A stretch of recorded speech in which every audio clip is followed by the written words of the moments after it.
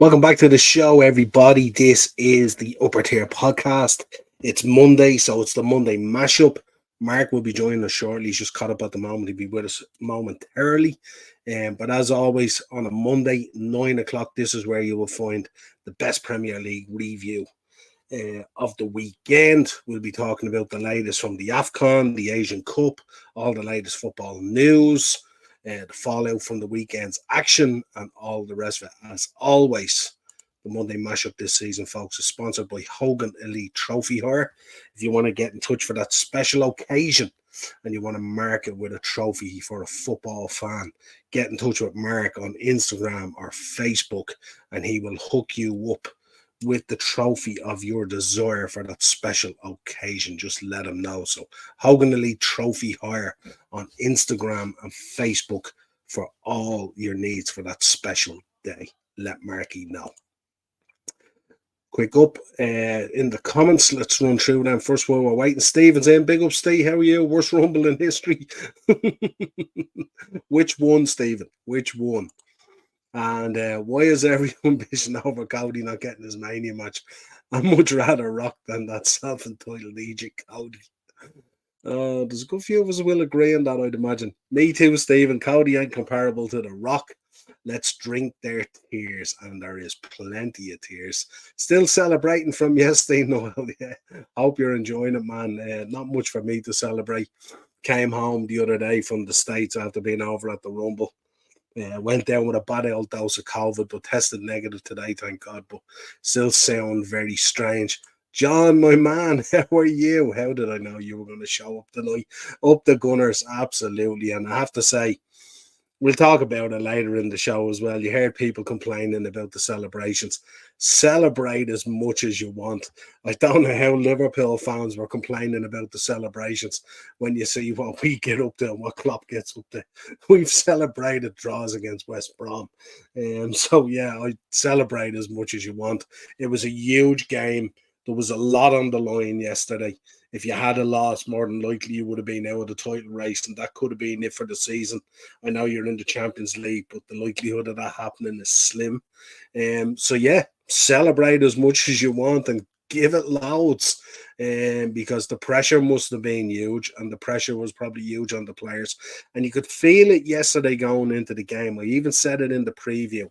It really, really, really felt like a pressure game going in as well for both teams, but especially for Arsenal as well.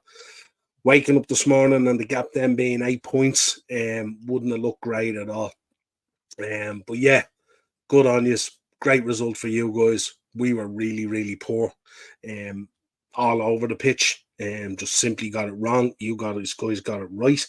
And we have a heck of a title race on our hands now. Currently tonight, second half is just starting. It's 1-1 between Brentford and City. City extremely dominant. We'll keep an eye on that for you as well. City really, really dominant. I think it's 17 shots in the first half to Brentford's 3 or 4, something that. Maupay opening up the scoring, of course, halfway through. Ball from Flecken. Flecken, the Brentford keeper, has probably been the man of the match so far, to be honest. So probably more of the same from City. So we'll see. Brentford this season have found it really difficult at times to hold out leading from the front. It is 1-1. Foden grabbing the goal late on in the first half and stuff like that in added on time, I think it was nearly. And so it's 1-1 at the moment. Huge game for Brentford. Let's see what City. I would expect City to run out winners. I'm not expecting that in strange here tonight. But yeah, big up John, Morris, anyone in the chat, Arsenal guys. Fair play to you. Great result yesterday. What's the crack, Niall? How are you, Daz? Good to see you, my friend. And Morris got the photographer over for beers. Good stuff. What's the crack, Morris? Evening, Daz. Evening. Morris, who's Cody facing at Mania? Seth or Roman? He's facing Seth.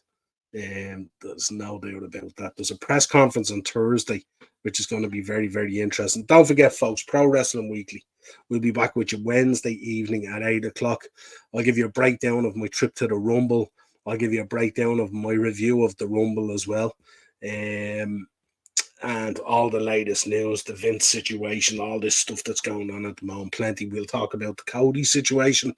Plenty to talk about on Wednesday. So make sure hit that bell notification button and subscribe to the channel. Make sure you're liking all the content as well, and you'll be advised when we go live, and you'll get those notifications.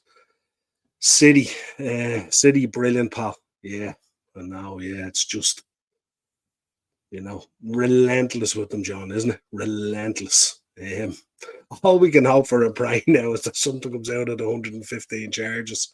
Because the likelihood now is they'll probably beat Brentford tonight, and they have a lunchtime kickoff, I think, on Saturday. So by Saturday afternoon, City will probably be top of the league, and then we have Burnley. I would hope that we would be able to dust ourselves off and raise ourselves up for that Burnley game, hopefully. So let's see. Morris is saying, hopefully our truth does. Can you imagine? Good Lord. Merseyside Derby on Paddy's Day at 2 p.m. on Sky Sports. I'll have a bit of that. Lovely, lovely hurling. And I'm heading over with Darren for the Crystal Palace game, I think on April the 13th. So we'll get some live stuff going on there, and we'll put up some videos from our trip and our road trip and all the rest of it. So that's that. Daz, try and get Jamie on Niall. I will. He's flat out, Daz. I was in his chat last night.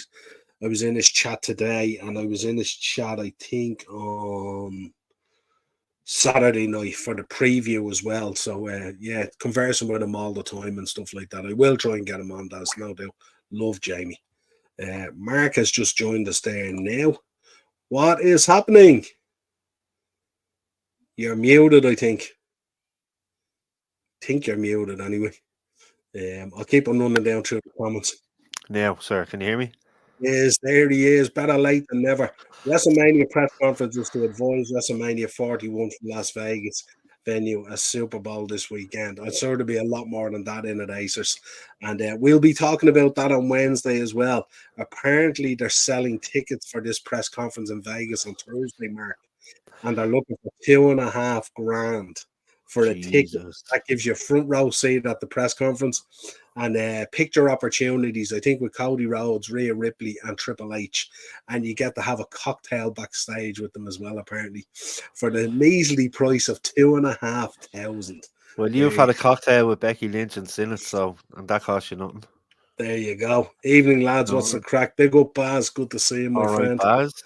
So the Rovers returned, huh? You're back in action, cuz. Yeah, absolutely. We are back.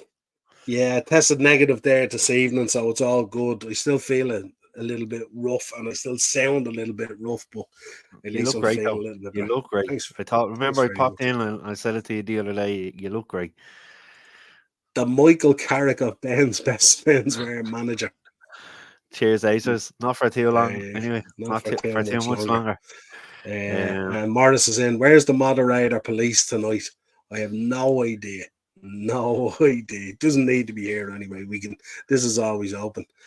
That's the positive for being sexy. Morris, you got it in one. He did indeed. Right, let's start. I introduced everything. I went through the comments, spoke about everything coming up and all. And sorry for being late, guys. I also spoke about our sponsor, Hogan Elite Trophy here, so that's all in there. And also, we can get straight into this Premier League review for my sins and for your happiness, which is most unusual this season, as the lad said. What seldom is wonderful. What seldom is wonderful. Absolutely. So we started off Everton 2, Tottenham Hotspur 2. What do you make of this one? Spurs are in full control of this one, weren't they? Richarlison is on a run at the moment. They were, yeah. We'll never count out a Deutsche Everton, huh?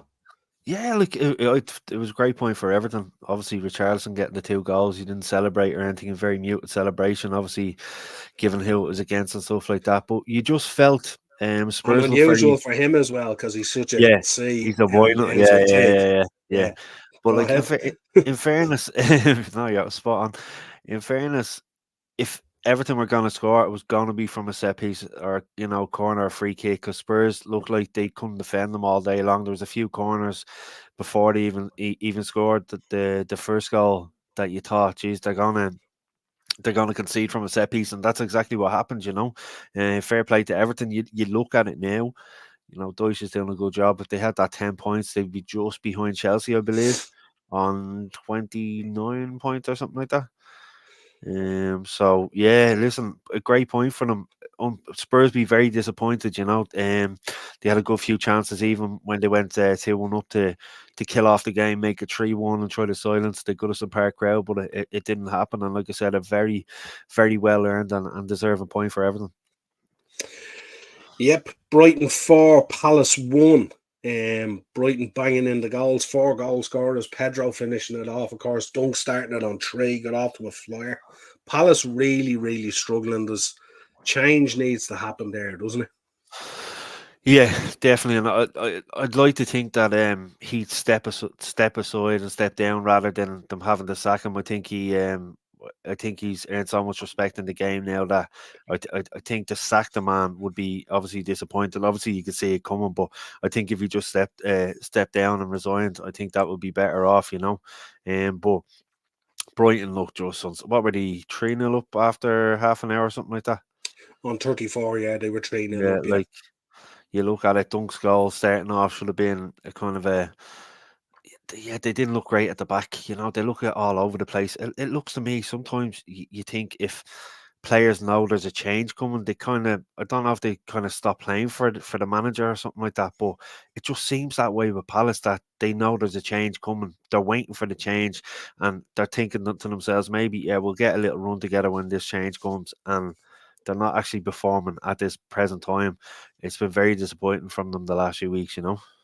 Yeah, City have just gone 2-1 up. Phil Foden with the second there after getting the first one just before half time. Yeah. So 2-1 City now. Phil Foden with a brace. Morris is your game on Sky Sports this weekend. It is, I think, isn't it? West Ham they're playing, as far as I know. I think it is, but I have all the matches anyways. Exactly, I was waiting for that. Hiya, Joanne. Good to see you. How's things? Hey, Joanne, you right? Hodgson P45 retirement home incoming. Acer's saying as well 2-1 to City. We just got it there. Yeah, saying that Good there. result yesterday. Great result yesterday, Joanne, for your team, Arsenal. Fantastic result. Potter coming to Palace. I'm not sure about that. Who's the assistant there? The Irish guy, Paddy. What's his name? McCarthy. Yeah.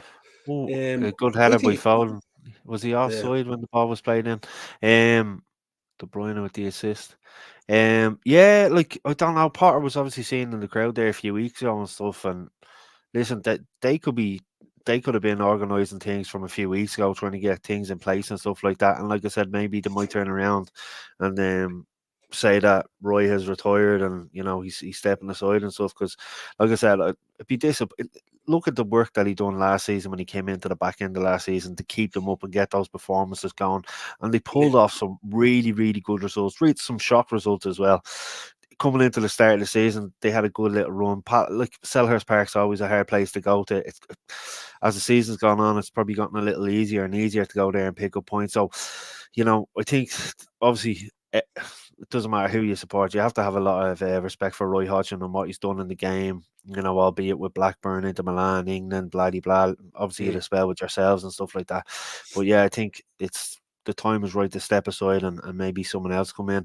Paddy, yeah, no, listen, fair play to him. He's done a good job when he stepped into the forefront. But I don't think he's a long term kind of solution. Great club man to have around, but maybe he's not the long term solution that they need. You know. Yeah, potentially. Yeah, I think to show the respect for Roy Hodgson, I think it's to make a decision and not let it get so toxic that he's driven out of the club. You Yeah, know, that kind of way, exactly. because Yeah, hundred you percent. don't want it to get that way, especially. And we know he's had health issues in the recent times as well and Yeah, stuff like yeah, that. So, you know, it's about time he did go off and kind of enjoy a bit of life with all that's none of that stress in it and stuff like yeah, that. Burnley 2, Fulham 2. Fulham just walking this, I thought, after 20 minutes, 2-0 up.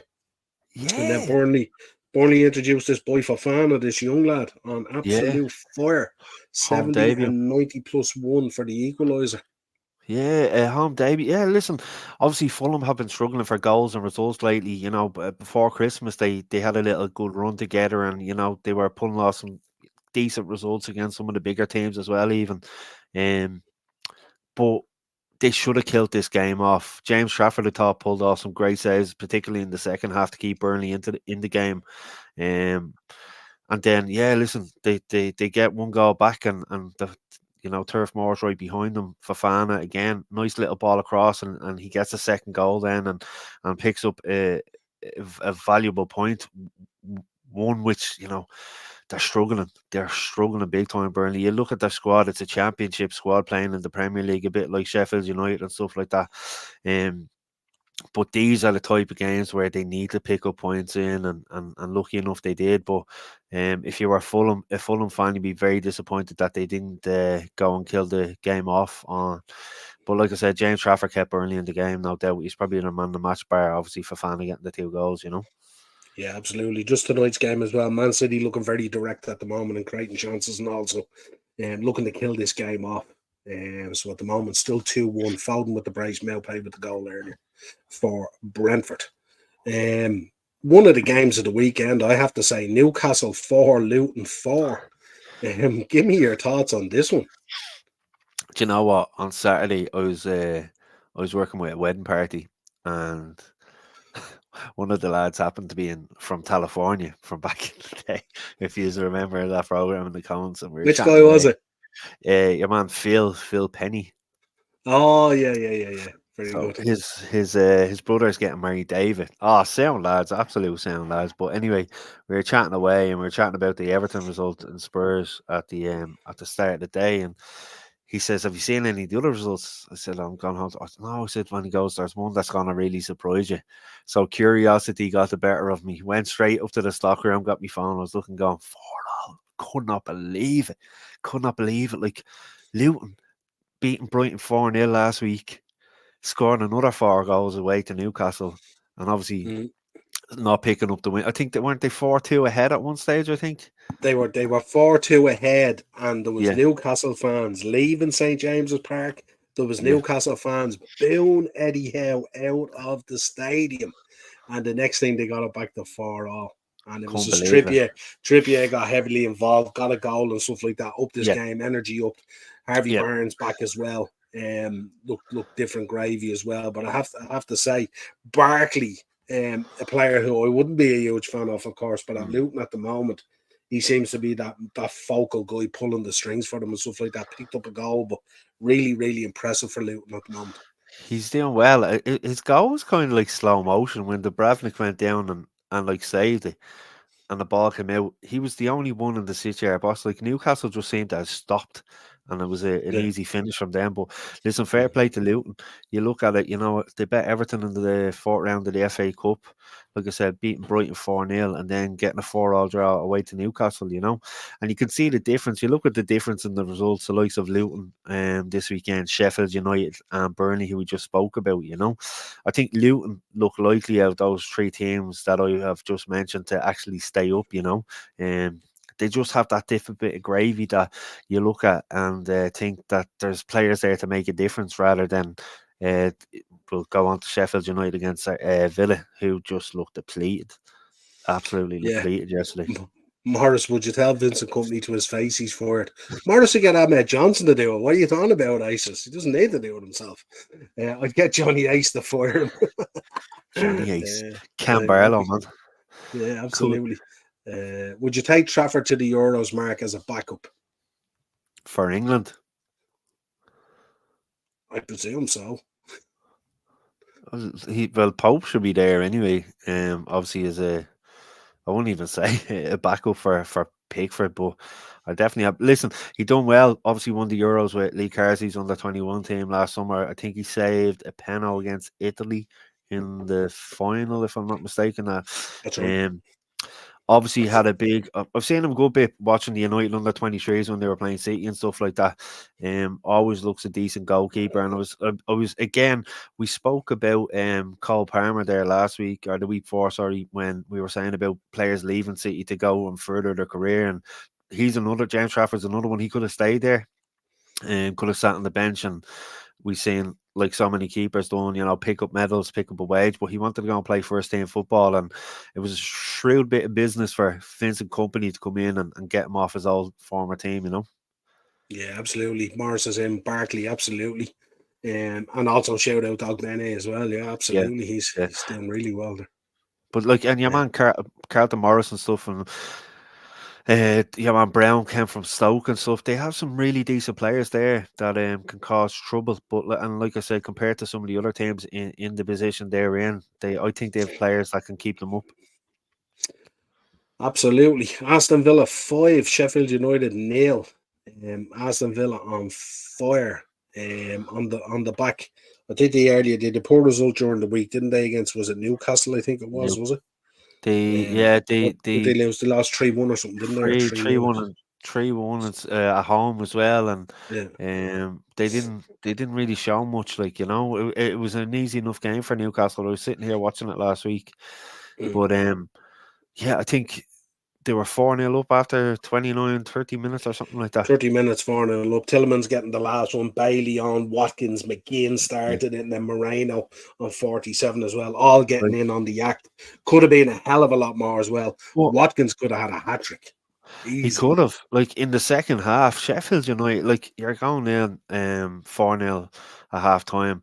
Obviously, they concede, I think, about 10, 15 minutes into the second half. So you're looking at 5-0. And at that stage, I text Ron Dara. I was like, or I rang him. I think I was talking to him. I was like, this could be, this is when it went 3-0. I said, this could be 5, 6, 7-0 in the second half. This could break the record. Yeah, that's what you were thinking. Now, fair play to Sheffield United in the second half. They did have a few chances as well.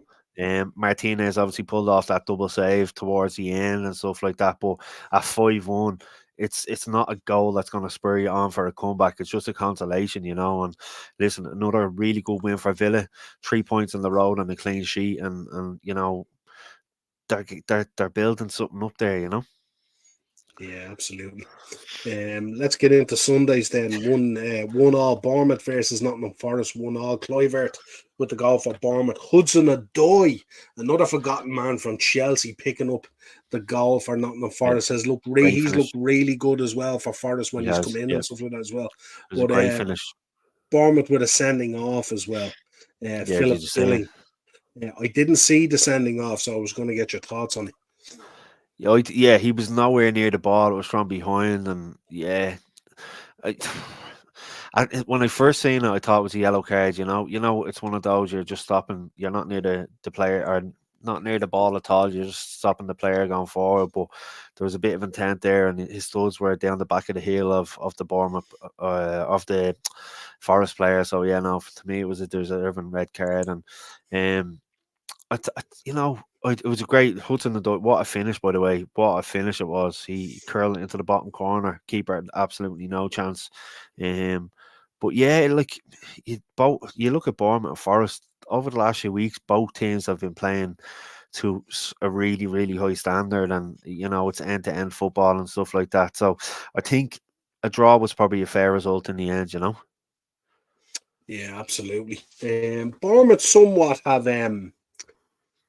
come off the rails a little bit. They were flying, weren't they? And they've had a couple of poor results and stuff like that. So Yeah, I they need. think since they got the win against Newcastle at home, they got another decent result after that. But I think since then, it's like they've put all their energy into the one basket, and it's kind of catching up on them now. But they'll still be safe. They're mid Yeah, table, and they won't be dropping any further. I won't say. yeah. Well, it's interesting looking at the table at the moment because there's obviously a number of potential point deductions still to happen. We know Yeah, that Everton are being charged again. We know that Forest are being charged. We're waiting to hear what comes out of the Chelsea situation and all that. So yeah, those kind of things can greatly affect that yeah, bottom yeah. 6, 7 or whatever. You know what I mean? So it's up in I've the air just at the moment, but just it's reading bound to land Morrison's soon. comment. Look, Sheffield United goal difference -40. 40, yeah, Jesus, you minus won't get that 40, with yeah, Weatherfield County anyway. Jesus yeah. Christ. Yeah, they do ship goals and stuff like that, Yeah. and I think even I wonder is the appointment of Wilder back in there was it the right thing to do? I'm not too sure. Yeah, it Um, was. Listen, local lad, and what he done previous, but it never. There's no kind of recipe for it's going to work a second time, is it? no, It's like I said, he's gone back there, and you hear of all the stories of him going to the pubs after the games with the fans and stuff like that. The first time he was there and getting them promoted and all, but that's the romance of the past. You need someone there to build for the future, and they'll be thinking now about. Like, they're not planning for a summer in the Premier League. They're going to be planning for, going back to the Championship and playing 2 games a week and stuff like that. So there's a lot to think about there for Sheffield United. Yeah, and probably a squad that needs a lot of work on it as well. So even and especially in the Championship. Exactly, and like Johnny Egan's missing with injury. One of your old mates, Brewster, is suspended and stuff like that. So, when you're missing kind of key players like this, it is tough, especially this time of the season where the games are coming thick and fast, and you're getting closer to the end of the season where, it's. Let's face it, they will be relegated, but they're just trying to fight, keep their head above water as much as they can. But it's going to get more difficult. They're getting dragged underwater more and more as the weeks go on, so they're going to find it very hard. Wouldn't it be crazy if these charges do come in and the likes of Forest and Everton and potentially say Chelsea drop into that bottom three and they were to survive? Wouldn't that be them? Like, imagine surviving in the league with, like, say 17, 18 points, 20 points maybe, and having maybe they could end up with a minus 60 goal difference. And imagine that you actually survive because of all this other stuff. Like, that would be madness. Sorry. But yeah, absolutely crazy. Chelsea 2, Wolves 4. Palmer with a lovely goal on 19 to open it up for Chelsea. Thought they'd probably kick on from it. The boy Cunha comes back in with a Patrick, 22, 63 and 82 with a penalty. Silva on 86. And then Disasi, of course, 43 with an OG as well. Big problems there at Chelsea, isn't there? I think they're struggling at the moment. We gave them a right hiding there on Wednesday. It could have been a hell of a lot worse than it was, to be honest. We absolutely played them off the park, even though there was contentious VAR decisions and stuff, but we absolutely battered them. And I think the goal flattered the scoreline a hell of a lot as well, didn't it, last Wednesday? Like, it could have been 8-3, let's be honest. Because your man Bradley was on fire, and obviously our thoughts go out to him and his family over the recent death of his father and stuff like that. But you were unstoppable last week. The thing about Chelsea is, you look at kind of Christmas time going into New Year and the start of January and stuff. I think they got 5 wins on the bounce or something like that. They were starting to build up something, and I think they got 5. I think it was 5 or 6 decent results, and you're thinking, right, they're starting to turn a corner here, and then all of a sudden, getting beaten at Anfield by Liverpool, right? It can happen to anyone. Do you know what I mean? But to get beaten at home by Wolves, listen, I know we were lucky to get a win at Wolves last Thursday, and particularly at home, the very first opening game of the season. But like, to go 1-0 up, and they were playing all right, decent enough, but like, it's just that you don't know. It's like they have no identity. Like, we talked about Chelsea. And Poch trying to wedge players into positions, just to fit them in and stuff like that. When's it all going to end? Like, Sterling, I thought, was absolutely brutal. Was that Foden hat-trick? Yeah. That's Foden with a hat-trick, 3-1 to City. Game over, I would say now. He just literally walked through the Brentford defence by the looks of it there. Sorry, because 70 great minutes finish. gone. Yeah, great finish. Haaland is pushing him out in front of the fans to celebrate. I don't know what it is. Sterling has been off the boil. Cole Palmer, I think, has been a shining light for them. I thought he's been really well, even when they haven't been playing bad. He seems to be the player that kind of steps out a bit. Conor Gallagher hasn't really done anything this season at all for me. You've seen him on loan with Palace. He was one of their best and most important players when he was on loan at Palace, and he's come back, and it hasn't really been. Brentford, shocking defending, absolute shocking defending. It's happened with him a lot, hasn't it, as well? Browser was good at Southampton as well, wasn't he? And then he came back as well, and he's been a shot himself. Now he's gone out on loan, isn't he, to Fulham? I think deadline day he went out on loan to Fulham. He did. No, you're right. He got a loan out to Fulham, and in fairness, I think he'll do well there as well, because that's the level that I think he's at in terms of playing in the Premier League. But listen, you got to give credit to Wolves. I've seen them so much. We've seen them last Thursday. I've seen them so much over this season. They play such good football. Didn't they beat City at home as well this season? Did they beat City at home? Wolves. I think they bet a big team at home this season. I think they did. I think they I did. think for Gary O'Neill, I've always said that he's a really, really good manager. It doesn't matter who they're playing; they play the same style of football. They like to go with teams and ask questions of teams and stuff like that. So it was a great result for Wolves. I was delighted for them. It was well deserved, and Mm.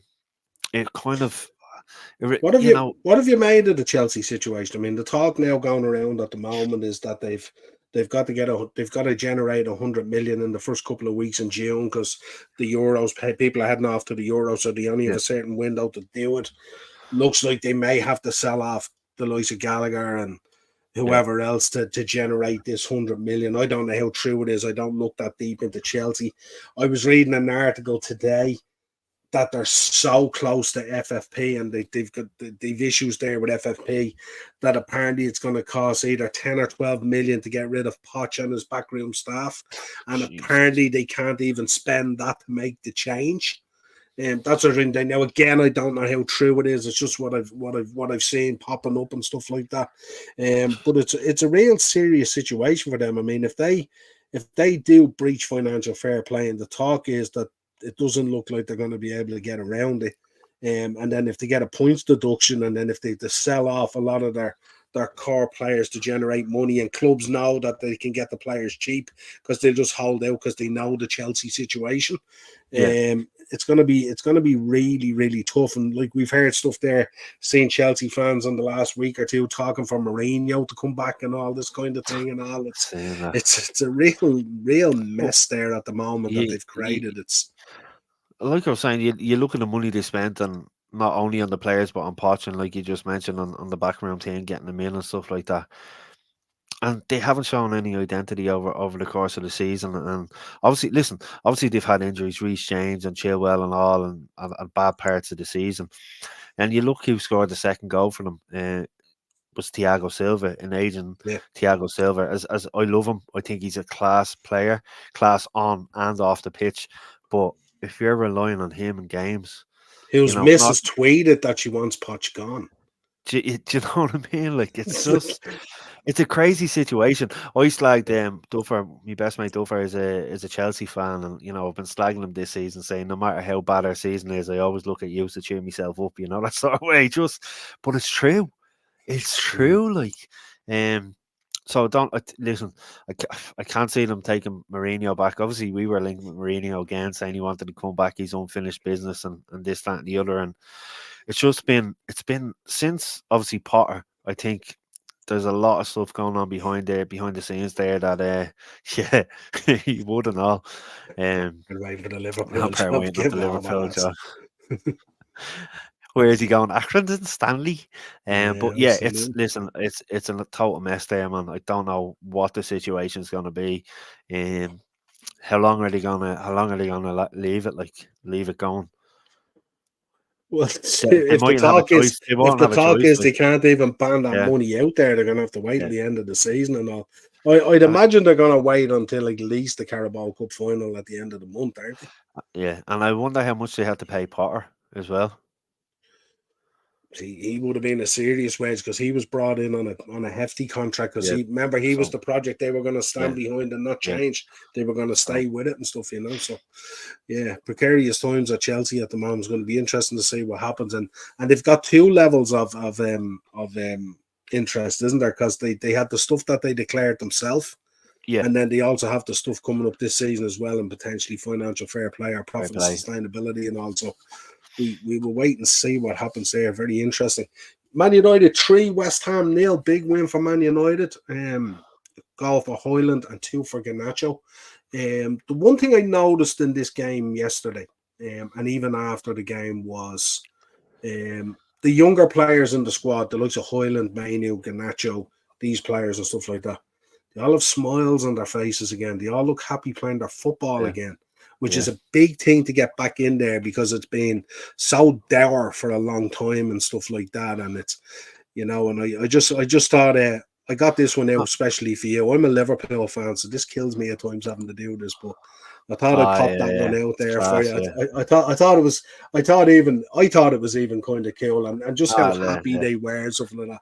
And And, not only and fun look and, at fu- and Rashford funny there. Yeah, and funny enough, even Rashford looked pretty happy Yeah, yesterday playing football and stuff like that, especially after his Northern Ireland exploits and stuff like that and all. But it's amazing how happy these guys are, and the yeah. guys who you expect to be, you know, firing on the Brunos of this world, whoever of this world, still a little bit there, but these boys digging it out and doing the business. Listen, Give me your thoughts gr- on it yesterday.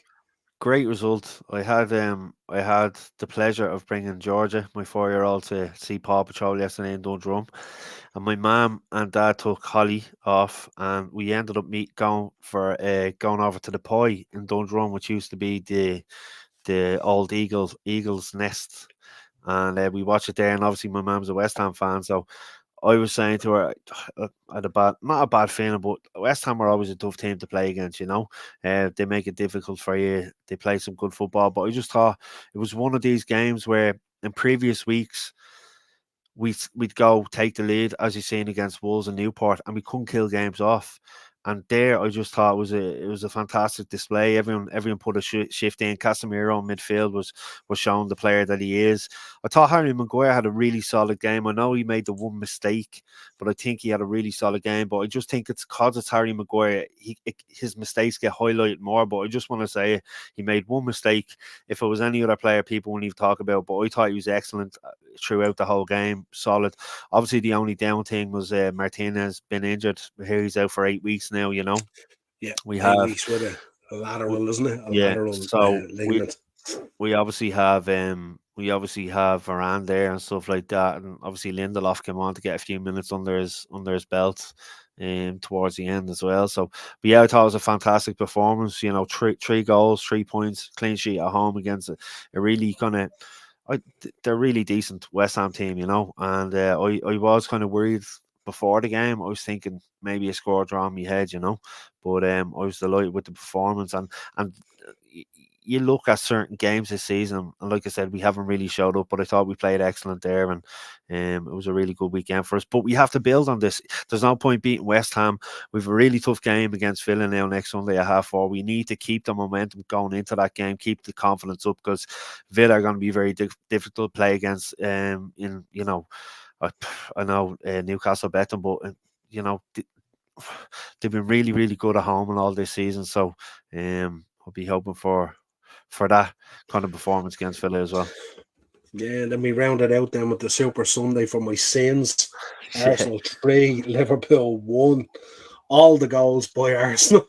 Saka got the scoring off with an absolute mess through the midfield. yeah, Ends up a save by Allison, but Palmer goes out decent kind save. of Saka finishes it. Martinelli again with a goal. Gabriel at half time with an OG on 45 plus 3 to square it up. 1-1 certainly flattered us going in at half time. We were absolutely awful to a man yesterday. Absolutely no excuse. Just rocked up and just weren't prepared for it. I don't know what it was. Hmm. We had a great game during the week against Chelsea. I mean, obviously, Connor's dad passing away will take a toll on people. Obviously, having to deal with that kind of thing, and obviously not having Connor available and putting Trent back in, maybe where Trent might have played a different role or something like that might have affected. I think the gaffer got the lineup wrong starting out anyway. I think he allowed us to get overrun in midfield where we should have probably put a double pivot in there, knowing how strong Arsenal's midfield was, amongst other things. I think we were a Edison's at. little bit Go ahead. No, I was just saying, Edison's after taking the head off one of the Brentford players there, and City went on the counter.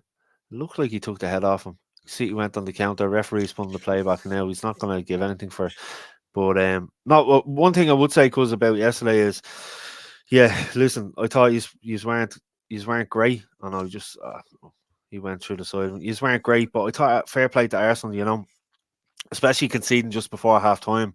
Sometimes that would take the wind out of a team's sails, but they came out in the second half and just played as good as they did in the first half. I think it was, they played well, you didn't play very well.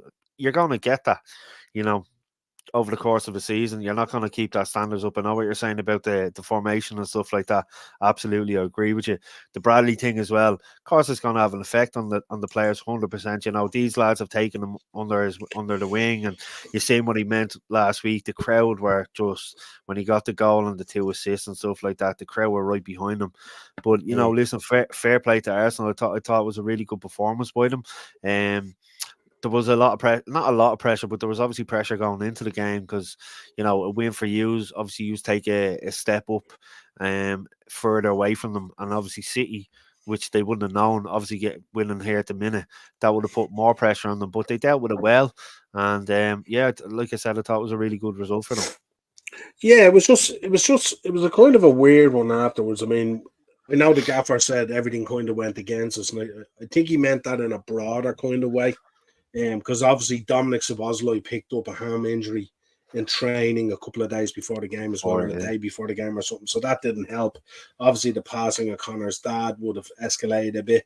Maybe the news of Klopp leaving has kind of settled in and is beginning to hit home. And you know, I don't know what else it was, but I think a number of on-field decisions as well went against us really as well, somewhat. I think What was Kanate doing at that stage as well for the second yellow? Like, there was no need. Van Dijk was behind him as well, and I think he had another player coming up on the right hand side of him. But I just thought that was silly. Like, it was just kind of schoolboy error. But again, I think we had the same thing later on then with Nunes, who was put to the ground by either Gabriel or Saliba, both on yellow cards as well, and there was no action taken on it. And it's more or less the exact same thing, you know what I mean? So it was just a weird one on the day and stuff like that. No excuses. Arsenal were by far the better team. We just didn't show up. I'm hoping it's an isolated thing that we can bounce back against Burnley next weekend. I fully expect us to, especially I think it's at Anfield as far as I know. So and we should have Mo will be back, Endo will be back, all these players will be back, so there shouldn't be any excuses next weekend. And here, what's this? Bradley at that stage probably back as well. I'd say so. I heard Morris sent a photographer in an Arsenal jersey up to you today to take a picture of you in the shop. Is that true? No. What did you think of that? What did you think of it? Of the celebrating? I was saying Carragher's reaction then as well. I was saying it earlier before you came on, and I said it to the lads in our WhatsApp group as well. I had no problem with the celebrating at all because listen, we are the kings of celebrating. We will celebrate anything. You know what I mean? How many times has Klopp ran onto the pitch to celebrate a late goal, or how many times have we stood in front of the clock when we celebrated a draw against West Brom? You know what I mean? So look, I have no problem with celebrations. I think the celebrations, I think what people were missing yesterday, and especially Neville and Carragher when they were talking about it, was this was a huge game. This was like a cup final. This was a title race eliminator. If we go 8 points ahead of Arsenal yesterday, forget about it. It's game over. They're not going to draw that back. Looking at the games they have coming up in this run-in of the next 2 or 3 months or whatever it is. So I think a lot of pressure was on Arsenal and Arteta. I don't see them winning the Champions League, let's be honest. And if they had lost the game yesterday as well, not only is that gap 8 points and they're going to struggle to get back into the title race, but they're also going to be looking over their shoulders in terms of fourth place as well. The Spurs are right up there, Villa are right up there, everyone is right, right up there. So there's a lot of pressure coming both ways. So listen, they went out, they did a great job. They won 3-1. We were poor. Celebrate all you want, 100%. I thought it was funny. I was reading things on social media about Carragher saying that's where he draws the line, and someone wrote rolling down a window and spitting at a 14-year-old girl, but that's where you draw the line and stuff like that. I just thought. Look, I think if it's any other club, look, we've seen it before. I don't think any Liverpool fan could complain about any team celebrating over anything at all. We do knee slides, we run onto pitches, we do laps. You know what I mean? I think every team is guilty of it. Do you know what I mean? Yeah. You could go down to the teams in the lower kind of section as well, and I think everyone's been guilty of it at some stage. Yeah, I just think if you're going to complain about that, I think you're just maybe a little butthurt over the result and the performance more than anything. Yeah. But I think it's more of that than anything. Where are we now? Let's see. Jota was poor. SSE Community Shield on Friday night. Still no Ireland manager, lads. Not worrying at all. Let them take as much time as they want. I'd say they're struggling. Might see something coming out now with the AFCON nearly completed and stuff like that. Are they Mm. still? I don't know. Who's in the running now? Is it Chris Hughton? I know they went over and they met with Carsley, didn't they? Mm. Um, Yeah, I Cars. ne- I never thought they'd get Carsley out of that England setup. But it's I mad never because thought. he before Schumacher got the job at Stoke, he was talking to Stoke and stuff like that as well. And listen, if we can't compete financially with Stoke City about getting a manager, we're in trouble. I for me, I've said this since last February. It's Houghton or Carsley for me. I've read about Neil Lennon and stuff like that. Listen, forget Neil Lennon. Do you know what I mean? He's not. Yeah. He's done nothing over the last few years. He's Then I've read listen about Roy Keane and stuff like that. I won't go in that direction either. To me, Carsey or Houghton would have been the lads I'd be looking at. But obviously it depends for the FAI financially what suits them better as well. But definitely not Neil Lennon. Stay away from him. 100%. Yeah, absolutely. That's for me 100%. I think Gabriel should have seen red as well. I think if you want to keep it consistent, I don't see what the difference was. I think you got to keep it consistent. Next level, LFC. How are you? Thanks for joining us tonight at How's it GP going, Productions man? Podcast. Yeah, very worrying. The FAI have made a balls of the managerial search. I firmly believe this is literally down to financials. It is. 100% down to It is. financials. I just don't think they either have the bread or willing to spend the bread that it takes to bring in, Well, top level manager and stuff like that. I think Well, the lads now are still paying the price for what happened in previous years with obviously certain FAI board members that are no longer there. They're still paying the price for that financially, as well as as paying the price as the reputation as well. But they're well, still you you, you 100% don't down you, the you don't you don't come out of the financial situation that they built up over 20 years in a 5 year pit. period. You just No, don't. It no. takes another 10 to 15 years to fix all that. Mm. And again, the Ireland job is such a unique job as well and stuff like that as well. It's such an interesting one and stuff. And I But just think, I go on. think sorry, because I think we're at a stage now where you know, there's a lot of young lads coming through. So we're at a stage now where whoever comes in has to kind of yield the axe, so to speak, on a lot like the likes of Jeff Hendrick and players like this. And there's a lot of good young lads up and coming in the under 21s as well that I think need to be thrown into the squad and given that experience as well and stuff like that. Actually, we talked about Conor Bradley. Obviously, he's capped now 12 or 13 times for Northern Ireland, but he could have played for the Republic of Ireland. Do you say this? What's Morris is this? heading over to Manchester next weekend. There's a Fozzy gig, but before he's going to a pro wrestling Les, debut. Apparently, Les Battersby is making his Les pro wrestling Battersby. debut in Manchester. Yeah, Are you that's going to serious? be Where's sensational. that on, Morris? Les Battersby from Curry. Is Janice I going to know. be there and the kids and all, yeah? Janice is going to be the valet. Can you imagine? Can Jesus you imagine? But Christ. that's going to be a lot of fun. Like that. I'm trying to think. I'm trying to even visualize Les Battersby in a singlet or something like that. Ken Like this Barlow in a kind of. DX t-shirt in the I crowd could and see stuff Les like that. Battersby coming out kind of like Sandman or something like that, couldn't you? In a tank top or something, like in a pair of jeans or something. And Uh, then Kevin and Tyrone come out like the bushwhackers and stuff like that in their overalls and all, yeah?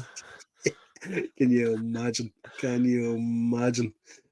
Kenny got a pay rise to 500k a year after winning no games out of the first nine. I know, yeah, yeah. But But see, that, 500k, like when but, you talk 500k to the likes of Carsley and stuff like that, or Chris Hughton, you're not. but, 500k is not in the but, ballpark. but was that paid by the FAI? Just leave that with yourself. That's a I, good question as well, I suppose. I know who paid Next, for that, and it wasn't the FAI, there you go. honestly. Next level back in again. Neil Lennon would carry too much baggage for the Ireland job. Carsey would be my pick. Here's the mascot. Is after just come Hey, in and say hey. hi and his buddy. Now you guys sit down. In Let me finish my fairness, like podcast. I would rather take on Stephen Bradley from Shamrock Rovers before having Neil Lennon anywhere close or near to that job for me. Yeah, I think when you think of Neil Lennon, you're getting that kind of McLean baggage vibes, aren't you? And this is the problem, isn't it? And it's just And the, it's a the style of focus goes football away. as well, because he's not what we need to bring the style of players that we have going forward. Like, he's not that type of manager. Like I said, I'd rather have a Stephen Bradley in there before him any day of the week. Rev Pro in Manchester. I have a meet and greet Meet and ticket greet. with Les Battersby. Love Morris, it. you are an absolute shield. I love Go it. to the Piccadilly Tavern, Morris, and where else is there around Piccadilly? There's loads of pubs around there, but you'll have a great time, man. The Yeah, Crown, the absolutely. Crown, and the Crown and Anchor. That's one that has a pool table in it. If you fancy a few games of pool, it's just off Piccadilly. There you go. Ace was reading my mind because that was my next slide. The MetLife in New Jersey to host the World Cup final in Mm, 2026. New Jersey. Very Or unbelievable stadium. I was there for WrestleMania 35. I think it was 35. Irish fans have a lot of fond memories of football games in New Jersey as well. Yeah, the only thing I would say about this is the public transport. If that's an evening game and it finishes late and it goes into extra time or penalties around like that, you're in trouble because Really, it shuts down there at 11 o'clock or 12 o'clock public transport. So you've no way. Most people going to this will probably stay in New York and travel out to the MetLife. out to It's yeah, only yeah. it's only about 20 minutes, half an hour away from New York when you go through the tunnel and stuff like that. But getting back into New York after that, if it's late, is going to be a real problem. But great stadium, unbelievable stadium and stuff like that. So yeah, Looks class absolutely. there now. In fairness, Yeah, oh, it's unbelievable. I was there for Mania 35 and Hogan came out and all. And the building is just, and it's a real steep building as well. So it's really cool. I come here. Captures If everything. that's in Canada and America, is it? Which That 2026. I'm not too There's sure. games. I think there's games in Canada as well. I Is think one of there? the opening games is in Canada, if I'm not mistaken. Yeah, the Crown and Anchor is unreal for Grub. Love Manchester. Seen Arsenal City there many times. Class, no, it is. It's very good. Um, $5 grand, five grand for Uh, carpet boxes. That's not bad. 5 grand Compare for a carpet box. compared to what Delaney wanted when he opened the Aviva. Well, you think about it. If you've got 20 people going into a corporate box, divide it down there by 5 grand. You go and try and get a ticket for that from the World Cup. And you're getting your glove and everything. Mexico opening games. Oh, Mexico. Mexico, I thought it was Canada Mexico for some reason. opening games. So there you go on Mexico. that one. What else have I got? AFCON. We got to talk about AFCON. What did you make of Mali yesterday? Looking to take home that referee's head on a spike. I just seen a few clips on social media because with the day I had yesterday, getting back with the kids and this, that, and the other, I didn't see any of the African nations over the weekend, Mm. But listen, Nigeria, South Africa should be a very, very good game as well. Obviously, Nigeria haven't really been the team that they were years ago and stuff like that, the Super Eagles and all, but South Africa will give them a big game and stuff. And yeah, could be a The shock host. in the other semi final. Yeah, it could be a shock in I, the other semi I, final now as well. I, I didn't expect the host to do anything in this, and I was No. surprised that Congo getting there as well. But Mm. Nigeria was an interesting one because when we spoke in the opening weeks of this, myself and Darren obviously had picked Mali, so he's very Yeah, unlucky, obviously, yesterday as well. But he did mention with Nigeria, he says Nigeria are that team where they have to get all their top players on the pitch at one time to yeah. function, and if they can do that, then they're really impressive. And he did call that back then as well. So I suppose when you're looking at this, it's probably who are you thinking? Are you thinking Nigeria, Ivory Coast, or what way are you thinking? I think Nigeria anyway in that semi final, but I think there could be an upset in the other semi final. Mm. I, You I, think I, I, Congo? oh yeah, I think that could be an upset. I could be wrong, but definitely, yeah. It's amazing how the African nations how it's developing and stuff like that, isn't it? Like you look Mm. at this here now, we've got 4 teams there in the semi final. Obviously, the hosts are in there, which somewhat you wouldn't be surprised. Ivory Coast have been well developed over years and stuff like that, and produced very good players. Mm. No less Didier Drogba. But when you think about it, like no Senegal and look at the team they had, no Morocco, Yeah, look at the team they had, yeah. no Egypt, look at the team they had. It's mad to think that this is where we've arrived at the Well, semi final. and So hats off it's to all great. 4 teams there. It's great for the tournament cause Yeah. and for like the likes of ourselves that kind of casually watch it and we don't have a horse in the race, so to speak. Mm. I think it's great that it throws up these type of things because let's face it, in the likes of the World Cup and probably the Euros as well, you get to a stage and you're not going to have like a team like obviously of Congo, but like you're not going to have a team at that level in a semi-final of the World Cup. You know that sort of way. Yeah, I just think what's it? Afghan buggies, Paddy Power for life. Jesus and fake cigarettes, Azers. Good Lord. 3-1 what is full this time. with that fun? Yeah. But I tell you, it's for me, it's so interesting insofar as it's just That game's finished as well, folks, by the way. Yeah, with full time 3-1 Man City, so the gap is now 2 points. And they play lunchtime on Saturday.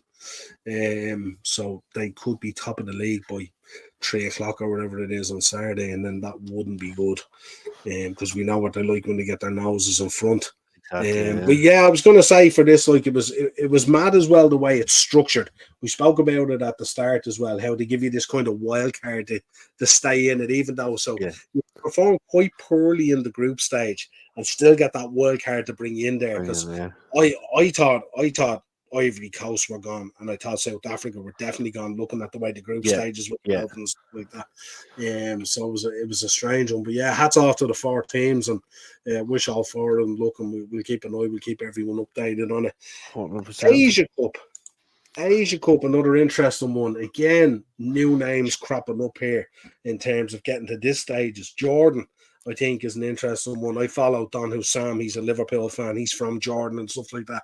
He's so excited about his country getting to the semi-final stuff. That Korea's obviously in there as well. The Korean Republic in there with Son, of course, still flying the flag there, and of course with Charlison doing a great job for Son while he's away at Spurs.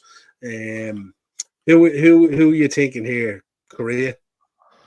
Yeah, I'd say Korea. Jordan, will Harvey be at the game, no?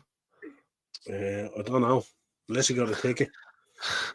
Harvey Price. Peter Andre won't. Well, neither will fairness, York. well, yeah, he's been injured this time of year, so he probably won't want to go back there. But that's true. Yeah, I'd say Korea. I'd say are obviously look the strongest out of the 4 as well there and stuff. So, rub it in, Morris. Yeah. See, if you're following our fantasy chancer show every Friday, where Morris gives us tips and picks, you too can get 78 points. Well, he's top of the league, isn't he? He is, yeah. As far as I know. I haven't really. I've made a few mistakes this season, and then you forget on a Friday there's a game Friday night and stuff like that. I love the way this show goes. You start talking about football. You don't know where you're going to end up, Absolutely, yeah. But two big rounds of semi-finals coming up this week anyway, as we get near the conclusion of the Asian Cup and the AFCON, both being crazy in terms of what they've thrown up and stuff like that and all, but interesting. I did want to touch on this. I should have touched on it during the Chelsea bit though, but Ben Chilwell after the game yesterday, he says, I think they probably showed they wanted it more. He says the 50-50 is running more. There's no excuses. As soon as they scored the first goal, they pretty much dominated the rest of the game, and we have to look to ourselves. It's not what you kind of want to hear after a game from a guy, a senior player I would regard at Chelsea now, and Ben Chilwell. You have to respect his honesty though as well. I do always say this. Listen, when you come off the pitch and your emotions are high and this, that, and the other, and then they stick a microphone in your face, so you are liable to say a few home truths at times. When you have the adrenaline running through the body after getting beaten. You're giving your all for 90 minutes, or in this case, you haven't. But I always find it interesting when they do that, and obviously you have to respect him for what he's coming out and saying. But listen, take that attitude into training, and give your teammates a kick in the arse that they need to get back on track. Yeah, no, if it was any other club, I'd probably say and I'd agree with it and stuff like that. But just because the Chelsea fan base, they're kind of impatient as well, and they're kind of triggery as well. And they do look into things in a certain way, that not necessarily goes in with a level kind of mental thinking really at Yeah, times, yeah. so it's that wouldn't really sit well. I meant to do it during the Chelsea section and stuff like that as well, so but I forgot to get around to it. Anyway, Sure. Listen, we started talking about Les Battersby and all that at that stage, so you know yourself. that's it, absolutely. So go on, pop the old sponsor this season for the Monday mashup again before we finish up, and I'll give a rundown of Yeah, I was those coming up. saying, I was talking to Dazza there last week or the week before. I was saying to him, for most of the weekends in May now, I'm completely booked out and stuff like that. Confirmations, communions. We're with the Manchester United legends on the 18th of May, Saturday the 18th of May, down in Athenry. We're going to be with the likes of Stam, Poborski, Wes Brown, and stuff like that. And we're going to be with them again then in June down in Longford. Longford are celebrating 100 years, so their anniversary. So they're going to be playing Longford Legends against Manchester United Legends team. And there's a few other things they're going to be doing with the United Legends as well towards the end of the summer. These things aren't confirmed yet, but I know where I'm going to be. It's just not confirmed to the public yet, so I'm looking forward to that. And there might be a Liverpool one coming up soon as well. So yeah, it's kept going. But yeah, anyone in the chat, if you fancy going on at the Insta and giving us a follow and going on to Facebook, hitting a like and stuff like that, yeah, it'd be much appreciated. Absolutely, always show the love. We'll have to get some new updated pictures while we do a new slide as well, because we're coming out. I'll send you a few pictures over, because Send me a few myself and pictures, Dennis Irwin and myself and Clayton Blackmore and stuff. And obviously I'll be getting new pictures taken when I'm down with them in May and June and stuff. So yeah. Yeah, absolutely. And Morris, fair play, Mark, continued success. Cheers, Morris. Appreciate that. Don't Man. forget Really to check out Morris's podcast as well, doing fantastic things. Had Mr. Anderson on there last week. He's had a I couple of watched other that. guests I now. watched that, Really Morris. Well done. good. Can And he's I, also who was the two lads that to be on with Morris sometimes? Jack Kilby and Mario Mancini. Okay. I'm not au fait with what's that, that type of way, but I knew Anderson obviously from back. Yeah, Mario was a wrestler back in the day in WWF. No way. Yeah, he would have wrestled Undertaker and all back in the day, in the early days and stuff like that and all and everything. Yeah, Mario's from back in the day. All right. Fair And play, Morris. Jack runs a promotion, Great North, I think it is. I'm not sure I think it's in Canada. I'm not too sure, or North America. He runs that as well, and Jack's been involved in a number of podcasts, but the boys are absolutely knocking it out of the park. 100%. Morris just telling us there he's Kevin Thorne this week as well, so that's going to be really interesting. So he's just elevating it all the time, which is great to see. You know yourself, because I'm not, obviously I wouldn't be a major fan of the product now, but I do from years ago. I was a big fan, so I love listening to the podcast of all the wrestlers, and obviously I listen to Jim Cornette's podcast all the time as well. So I've been watching a lot of Morris's channel lately. It's been really good. No problem, Acers. We always have Cody Rhodes shirts in stock. And even we're working on getting the new ones in and stuff like that. And they've a lot more than that, lads. They've a lot more than that. I was in with them on, was it Saturday? Was it Saturday I was in with you? Saturday, yeah. I was in there on Saturday, and I popped in to say hello. So yeah, anyone around Dublin, pop in tonight. Yeah, absolutely. So coming up this week, folks, don't forget Wednesday, Pro Wrestling Weekly. We're going to be picking apart the Royal Rumble. I'll give you updates on how the trip went and what we got up to. No less a karaoke night in a bar in the middle of nowhere. Best of British with one James Mitchell, James Mitchell. You have to send me those videos, by the way, because... Oh, sorry, I'm still waiting on them. I'll get them out to you after the show. Yeah, absolutely. Still waiting on them. And those other ones. Absolutely. 100%. I sell it. I sell it to, who was I saying that? I said I was doing the podcast tonight, and they gave me a joke to tell you, but I don't know if I should tell you or not. Well, what do you think? Or should you tell me offline? I'll tell you offline, yeah. I think it's better. Yeah. I think we'll just let you know. Wednesday we'll be doing that. We'll bring you all the latest wrestling news. We'll look back in history for the week as well. We'll talk about notable birthdays. We'll talk about the Vince McMahon stuff going on at the moment and the impact that's having on wrestling. All that kind of good stuff on Wednesday. Thursday Tier Talk. I'll be back with Darren. We'll be previewing the Premier League, talking more news, no doubt, and we'll be giving our tips for Beat the Bookie. It has been a while. I'm looking forward to it. I'm looking forward to it.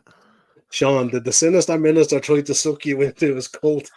Pal, I tell you, this bar we went to, this was one of those bars you go into where you should step back out of. It was crazy, but I'll keep those stories for Wednesday. Don't miss it. You can't do that. Tell him. No, I'll get him to absolutely tell you not. after. I'll get him to tell you afterwards then. He certainly is amazing, Sean. That's all I'll say. That's it. So until next time, folks, if you could subscribe to the channel, hit the bell notification, share the content, and drop a like in the video, we'd really appreciate it. Audio versions of the show go up the next day, so the audio of this will be up tomorrow. And we will talk to you on Wednesday for Pro Wrestling Weekly. Cheers, cuz. Cheers, cuz. Cheers, lads.